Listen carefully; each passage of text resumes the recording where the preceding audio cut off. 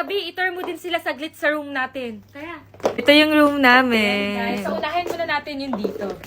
Ayan, nagpa-fog pa dito sa sobrang lamig. Napakaganda dito, guys. Tignan nyo naman. Ayan. So, At ito naman yung room natin. Napaka-cute, diba? Kulay pink. Super cute. Ayan. Ang Tab na mayroong Hello Kitty. Hindi ko alam Ang bakit cute. nandyan siya.